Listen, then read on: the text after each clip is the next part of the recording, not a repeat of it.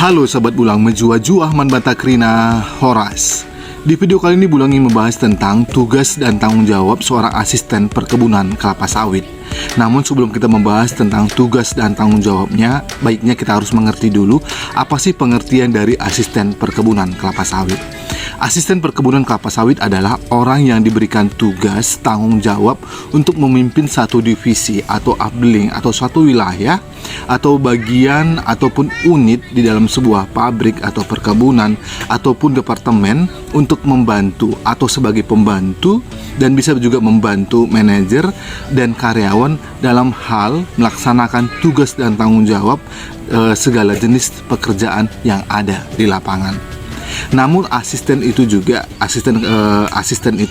bukan berarti hanya ada di lapangan ya, begitu ya. Karena mungkin selama ini kita hanya tahu bahwa jabatan asisten itu ya asisten yang di lapangan begitu. Tetapi juga asisten juga ada di lapangan, ada di teknik atau sebagai traksi, ada juga sebagai asisten humas, asisten fire safety atau SHE atau HSE, asisten proses yang ada di pabrik, asisten bengkel atau maintenance, dan lain sebagainya, sesuai dengan kebutuhan unit atau departemen maupun wilayah ataupun divisi. Namun seperti yang kita ketahui bersama bahwa yang paling kita sering dengar adalah asisten perkebunan kelapa sawit yang ada di lapangan.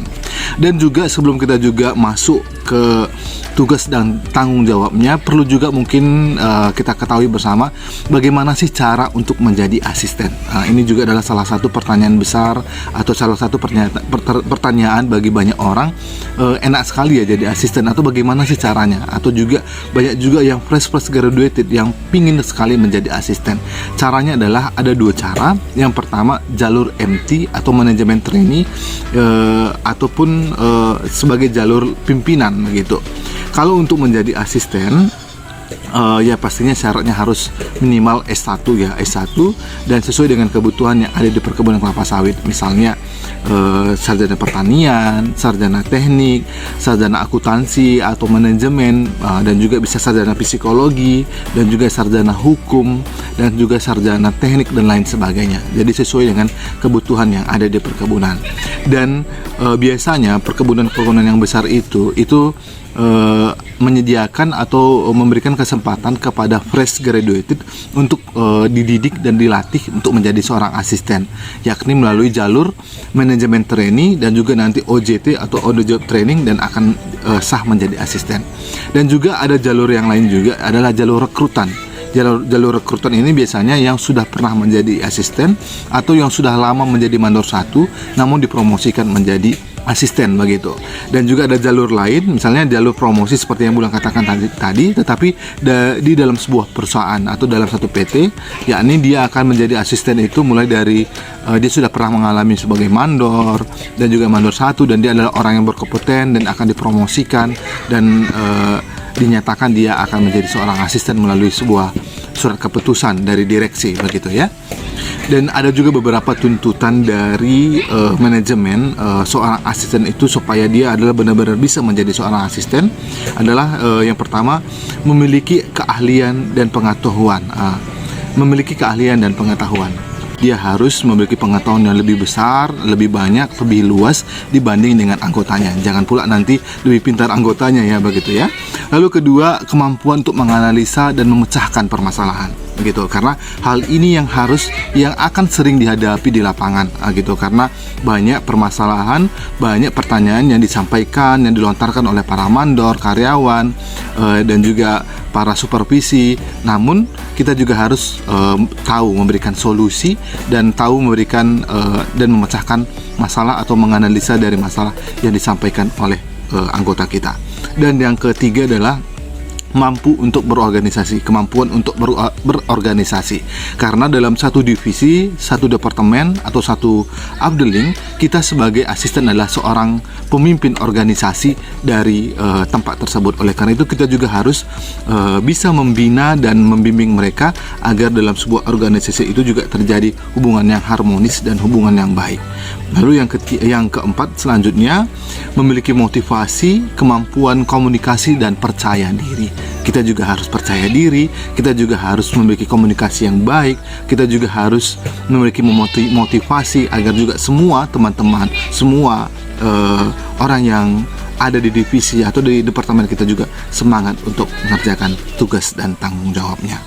Namun saat ini kita akan masuk ke inti, apa saja sih tugas dan tanggung jawab seorang asisten secara umum begitu ya. Jadi tugasnya dan tanggung jawab secara umum, yang pertama memaksimalkan hasil perkebunan dan pengolahan begitu. Jadi kita sudah diberikan tanggung jawab penuh oleh direksi, oleh perusahaan, oleh manajemen untuk membackup dalam sebuah departemen atau sebuah divisi. Berarti kita harus juga memaksimalkan, kita sebagai perwakilan dari manajemen atau perpanjangan tangan dari manajemen. Jadi kita harus mengontrol dan bagaimana caranya untuk memaksimalkan tenaga yang ada, dan perkebunan dan hasil-hasil yang akan diraih juga harus maksimal, dan yang diolah juga harus maksimal. Lalu yang kedua, merencanakan kerja harian. Merencanakan kerja harian ini juga berkaitan dengan rencana kerja bulanan dan juga rencana kerja tahunan. Kita harus siap dan tahu apa yang harus dikerjakan untuk hari esok, hari lusa, dan hari ke depannya. Dan kita harus memberikan manajemen yang pas untuk divisi kita masing-masing. Lalu yang ketiga, mengoptimalisasi sumber daya yang ada. Sumber daya yang ada adalah tenaga kerja yang ada di divisi kita masing-masing. Jadi kita juga harus mengoptimalisasi dan juga merencanakan pekerjaan sesuai dengan RKH tadi, supaya juga tenaga kerja yang ada juga bisa bekerja dengan baik dan menghasilkan output yang maksimal. Lalu yang keempat, menyediakan informasi yang terpercaya dan tepat waktu. Dan selanjutnya, melatih cara kerja yang benar terhadap karyawan. Lalu yang selanjutnya, memberikan motivasi, semangat kepada karyawan, supaya karyawan kita juga semua bisa semangat untuk bekerja. Dan selanjutnya, menjadi mentor dan pelindung karyawan. Perlu juga sahabat Bulang ketahui bahwa aktivitas yang ada di lapangan itu biasanya pagi hari itu asisten itu wajib mengikuti lingkaran pagi, biasanya itu di bawah jam 6 ya, atau setelah jam 6, lingkaran pagi atau apel pagi bersama seluruh karyawan divisinya masing-masing. Lalu yang kedua, membetulkan penyimpangan kerja yang hari sebelumnya. Misalnya kalau hari sebelumnya ada sesuatu hal yang tidak sesuai dengan SOP atau tidak sesuai dengan harapan, ya kita harus meluruskan dan memberikan pengarahan yang baik sesuai dengan SOP di perusahaan kita masing-masing.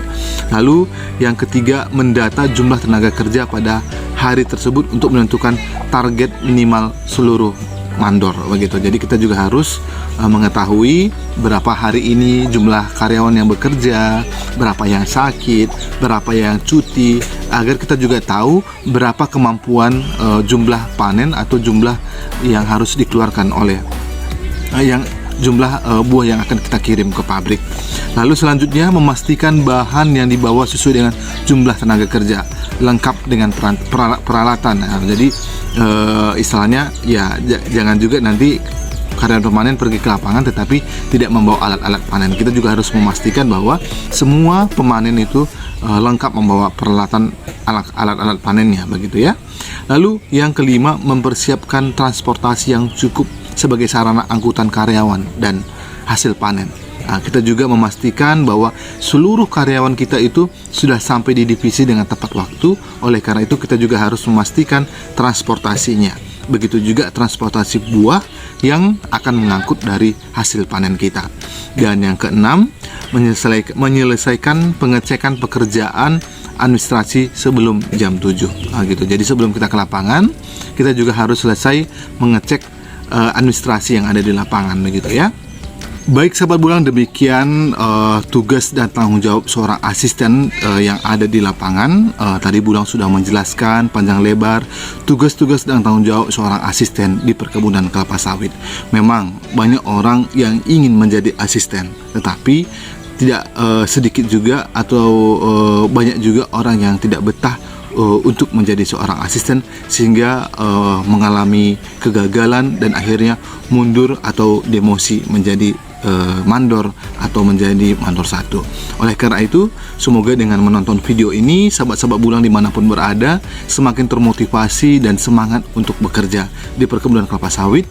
Semoga apa juga yang kita inginkan, apa yang kita ingin raih, apa yang ingin kita dapatkan akan segera menjadi keinginan kita. Terima kasih sudah menonton dan mengikuti video kami. Jangan lupa terus dukung channel kami dengan menekan tombol like, komen, dan subscribe. Dadah sahabat Bulang.